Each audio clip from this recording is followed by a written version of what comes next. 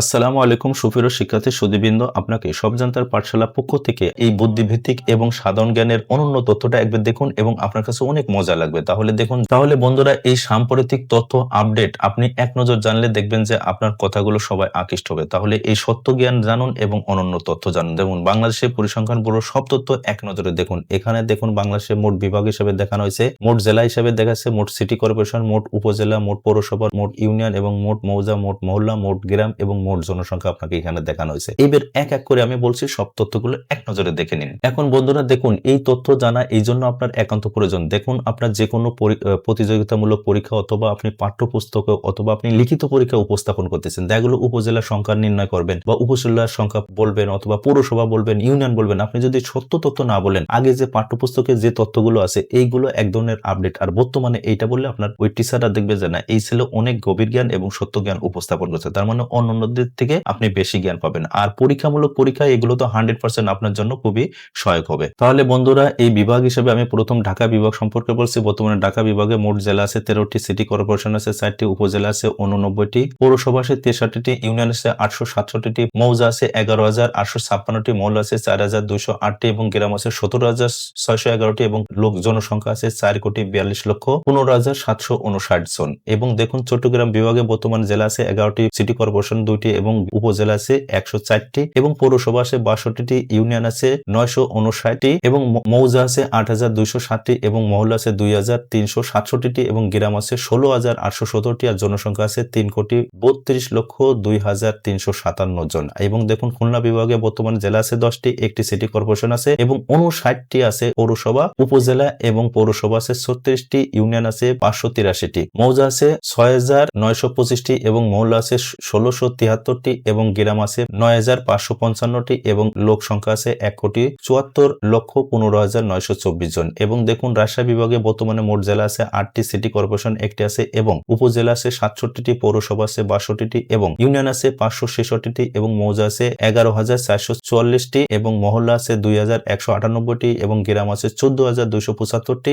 আর জনসংখ্যা আছে 2,03,53,116 জন। আবার দেখুন, রংপুর বিভাগে বর্তমানে মোট জেলা আছে 8টি, সিটি কর্পোরেশন 1টি এবং উপজেলা আছে 58টি এবং পৌরসভা আছে 31টি, ইউনিয়ন আছে 535টি এবং মৌজা আছে 6,772টি, মহল্লা আছে 1835 এবং গ্রাম আছে 9,918টি এবং লোক আছে আপনার 1,76,10,955। আবার দেখুন, বরিশাল বিভাগে মোট বর্তমান জেলা আছে 6টি, সিটি কর্পোরেশন আছে 1টি এবং উপজেলা আছে 42টি এবং পৌরসভা আছে 26টি আর ইউনিয়ন আছে 666টি, মৌজা আছে 3,134টি, মহল্লা আছে 727টি এবং গ্রাম আছে 4,161টি আর জনসংখ্যা আছে 91,104 জন। আবার দেখুন, সিলেট বিভাগে মোট জেলা আছে বর্তমানে 4টি এবং সিটি কর্পোরেশন 1টি, উপজেলা আছে 41টি এবং পৌরসভা আছে 20টি এবং ইউনিয়ন আছে 341টি এবং মৌজা আছে 5,473টি, মহল্লা আছে 1,034টি আর গ্রাম আছে 10,500টি এবং লোক আছে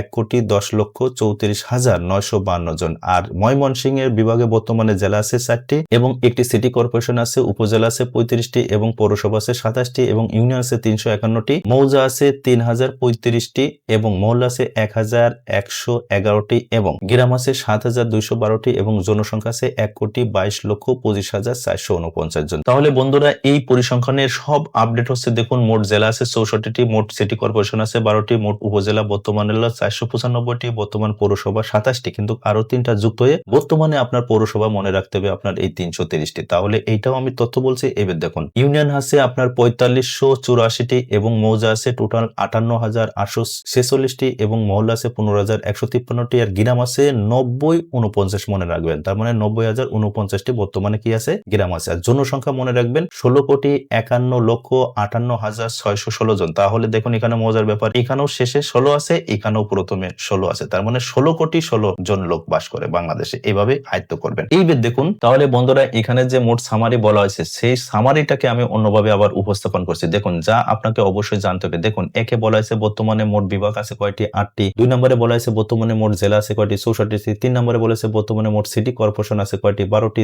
৪ নম্বরে বলা হয়েছে বর্তমানে মোট উপজেলা আছে কয়টি? ৩৯৫টি।